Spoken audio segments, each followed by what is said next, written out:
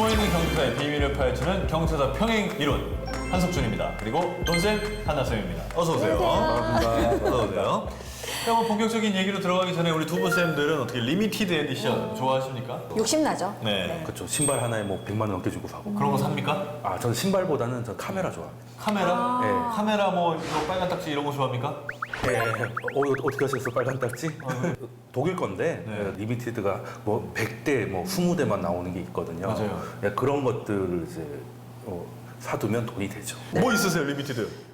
저는 이렇게 동묘 같은 데 가서 도자기 동묘 네. 리미티드의 고장이죠. 동묘. 예. 거기서 근데 도자기 같은 거 사가지고 대박 나는 경우도 있거든요. 맞아요, 맞아요. 거기서 도자기나 약간 뭔가 이렇게 유물 같은 거 그런 거 좀 수집하는 거 재밌는 것 같아요. 남과 다른 것, 희귀품들 참 가격이 세고요. 가격이 센 이유는 많은 사람들이 원하기 때문이죠. 오늘 주제가 희귀템하고 좀 관련이 있습니다. 네. 여기서 깜짝 퀴즈. 세계에서 가장 비싼 우표는 얼마일까요? 얼마일까요? 얼마일까요?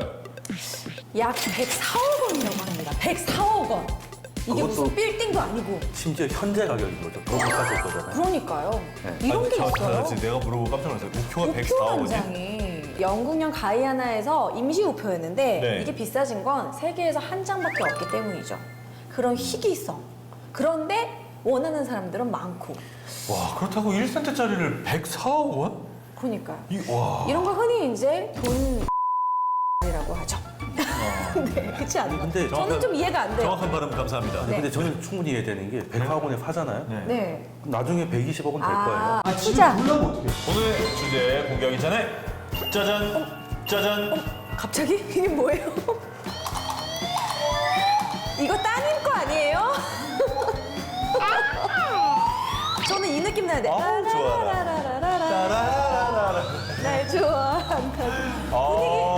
분위기 샤방샤방해졌어요. 아주 좋네요. 네. 이거 뭐 해방 진짜 좋아졌네. 예전에 다 입으로 불었는데 오, 이제 다 기계로 하네요. 여러 방 그리고 방울이 오래 가요 요즘에. 저희 때는 퐁퐁으로 했잖아요. 네. 퐁퐁 오랜만에 했었죠. 듣습니다. 예. 자, 근데 통화니까. 제가 이걸 왜 꺼냈을까요? 거품. 버블 이거 혹시 버블. 한정판인가? 이거요. 아 이게 리미티드? 이거 저 아무마트나 가면 파는 거예요. 네, 그럼. 한정판 전혀 아닙니다. 오늘은 세상에서 가장 희귀한 아이템 버블 경제에 대해서 다뤄보려고 합니다. 네. 먼저 버블 경제가 뭔지 좀 뜻을 설명해 주시죠. 버블 경제라는 게 쉽게 말해서 물건 가격이 뭐 올라갈 수 있잖아요. 그러니까, 뭐 그러니까요. 부동산이 오를 수도 있고 뭐 주식이 오를 수도 있는데 그게 너무 과열돼서 이게 금방 뿌렸을 때는 풍성했지만 금방 없어지잖아요. 없어요. 이게 신기루 같은 그런 거 너무 과열된 경기 상황을 얘기하는 겁니다. 근데 이 버블 경제가 또 혹은 버블 상품이 네. 참 끝도 없이 있어 왔습니다. 역사적으로는 뭐가 있나요? 지금까지 역사적으로 버블 경제가 한 40여 차례 있었어요. 그 중에서 최초의 버블 경제가 있습니다. 최초. 힌트는요, 식물과 관련된 거예요. 식물? 식물에 뭔가 버블은 잘 상상이 안 되는데요. 의외로 튤립 버블입니다. 튤립. 튤립 하면 떠오르는 나라 있잖아요. 네덜란드. 그렇죠. 네. 네덜란드에서 일어났던 실제로 튤립 버블인데 튤립이라는 게 원래 네덜란드에 있었던 종이 아니라 터키에서 넘어왔어요. 계속 변종이 생기고 이러다 보니까 그런 순종 구근, 그 뿌리를 사고 팔고 이러면서 그 뿌리의 가격이 천차만별로 막 올라갑니다. 그러면서 튤립 버블이 생기고 막 그 구근을 사기 위해서 그 뿌리를 내가 갖겠어 막 이러고 막 투자하고 막 이렇게 되는 거죠. 돈 많은 사람들이. 뭐야? 튤립이 특징이 뭐냐면 이게 개화하기 전까지는 어떤 잎이 벌어질지 몰라요. 그렇구나. 약간 복권 같은 느낌이에요. 서프라이즈. 뿌리를 비싸게 샀는데 네. 통수 맞을 수도 있겠네요. 그렇죠. 싼 거 나오면 그냥 대박. 싼 거 비싼 게 뭐예요? 색깔에 따라서 다른 건가요? 귀한 것일수록 그러니까 뭐 10,000개 중에 뭐 1개 나오는 것들 이런 것들은 엄청나게 웬만하면 그때 뭐 말 4마리가 달린 그 마차 값이었다고 하더라고요. 지금으로 치면은 네, 맞아요. 뭐 비싼 슈퍼카 그런 거네. 무슨 그런 기니 이런 거 있잖아요. 네. 그 정도 가격이 됐다는 거죠. 이게 네. 어느 정도 금액이었냐면 우리나라 돈으로 한 얼마 정도 하실 것 같아요? 지금 뭐 차로 비워졌으니까 한 10억? 많이 쓰셨네요. 예. 최소 8천만 원부터 35억까지. 와, 35억? 네. 그게 보라색하고 흰색 줄무늬 제일 비싼 튤립이 있대요. 그게 이름도 되게 어려워요. 그게 뭐더라? 샘페르 아우구스투스. 샘페르 아우구스투스. 뭔가 좀 왕족, 왕의 네. 이름, 아우구스투스. 왕 이름 같잖아요. 발음도 어렵고 맞아. 이제 개화도 어려운. 걔는 꽃의 황제예요. 꽃의 황제. 아, 일단 뭐 꽃 이름이 아우구스투스 황제네요. 네. 이 일은 좀 문제가 많았을 것 같아요. 어떻게 일이 그렇죠. 또 말 그대로 버블이죠. 네. 네. 진행이 된 근데 건가요? 이게 버블이 계속 진행이 되면 문제가 뭐가 생기냐면 예를 들어서 내가 그냥 일을 해서 도는 것보다 그냥 튤립 사가지고 대박 치면 그게 나오니까 사람들이 일을 하지 않고 무리한 대출을 받아가지고 다 튤립 시장만 가는 거죠. 그러면 경제가 이제 내려갈 수밖에 없고 일을 안 하니까요. 보통 부동산이 그런 게 있잖아요. 막 채솟다가 어느 순간 또 떨어지려고 하면 빨리 떨어지면 팔아야 된다 하면 이제 초과 공급이 되면서 그때부터 폭락. 이제 흔히 요즘 말로 떡락한다고 하죠. 이제 튤립이 떡락하게 됩니다. 어느 순간에 안 되기 시작할 때는 좀 대책 없이 안 되는 것 같아요. 왜 역사적으로 버블이 반복되냐면 버블은 지나서야 알아요. 그게 버블이었다는 게. 이 네덜란드 경제에는 어떻게 영향을 미쳤습니까? 그 이후에 진짜로 그러면 뭐 정말 다 가라앉는 그런 일이 벌어졌어요? 이게 사실 네덜란드 튤립 버블이라고 하면 최초의 버블이라고 하는데 왜 최초냐라고 그 전에도 버블은 꽤 있었어요. 근데 자본주의의 형태를 가진 사회에서 처음으로 발생한 버블이거든요. 처음에 이제 버블도 발생을 하고 또 버블이 붕괴되면서 고생도 많이 했던 게 이제 자본주의의 태동에 처음에 약간 산통 이렇게 저는 생각할 수도 있겠다라고 봐요. 그러니까 그 당시에 네덜란드가 지금으로 치면 미국 아닙니까? 세계 최강대국. 대항해 시대를 열었던 게 바로 네덜란드죠. 어떻게 됐어요? 튤립 떡락 이후에? 그 이후로는 사실 패권이 영국으로 넘어가요. 아, 진짜 그것 때문에 뺏긴 거예요, 진짜로? 네, 하나의 또 역사적 사건이 충격이 너무 커가지고. 너무 충격이 커. 그러니까 복구를 하기 힘든데 사실 네덜란드가 모든 걸 먼저 출발했거든요. 맞아요. 근데 영국이 그걸 보고 다시 이제 자본주의를 태동시켰는데 그 네덜란드는 그 떡락의 충격에서 벗어나는데 시간이 좀 걸렸거든요.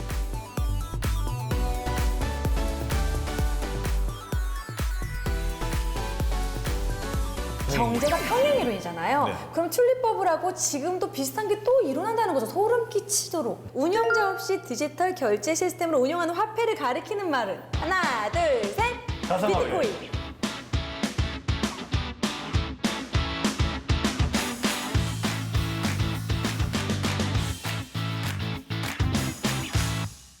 먼저 이제 가상화폐 얘기를 하기 전에 도대체 가상화폐가 뭔가요?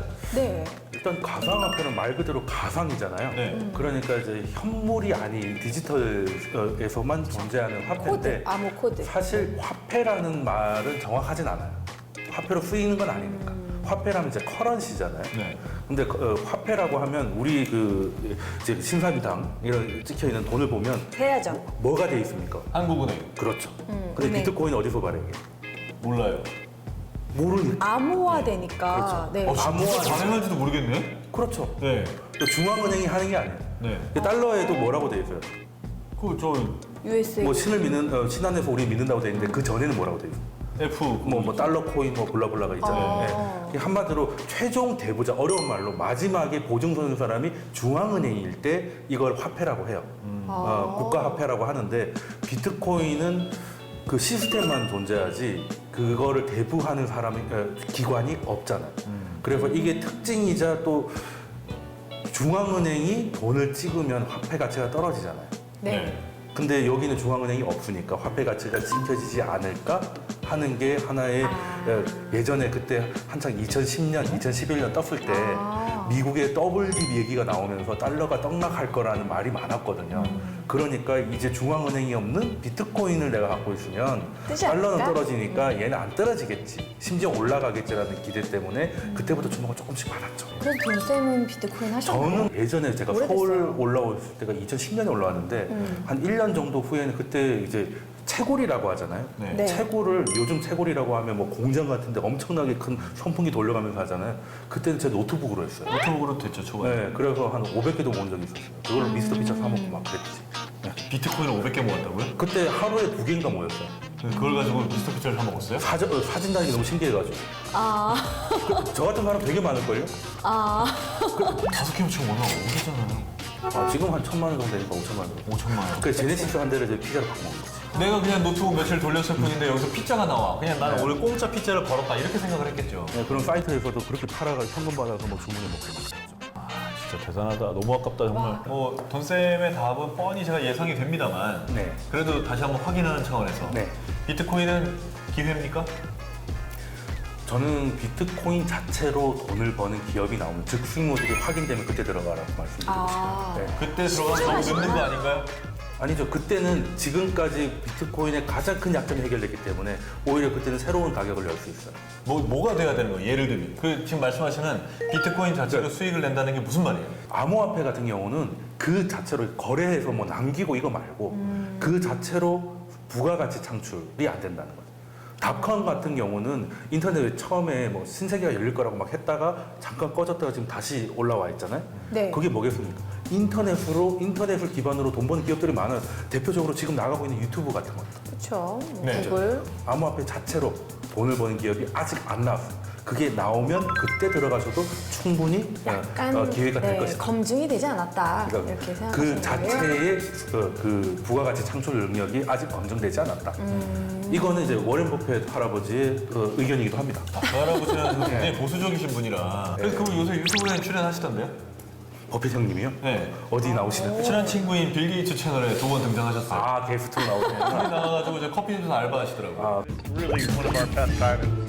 In fact, if you don't eat it, we will. 우리 근데 투자는 하고 싶잖아요. 돈을 벌고 싶고. 네, 어디가 건강한 빡 투자는 해야죠. 오르면 네. 거기다 딱 해갖고 나도 좀 벌고 싶은데 근데 버블은 피해야 된단 말이에요? 어떻게 하면 피할 수 있습니까? 주변 사람들이 다 하는 정도가 아니라 오히려 날 가르치려고 들면 야 너 요즘 이런 것도 안 해?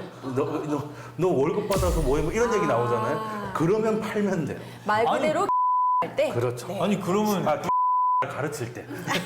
할 때가 아닙니다.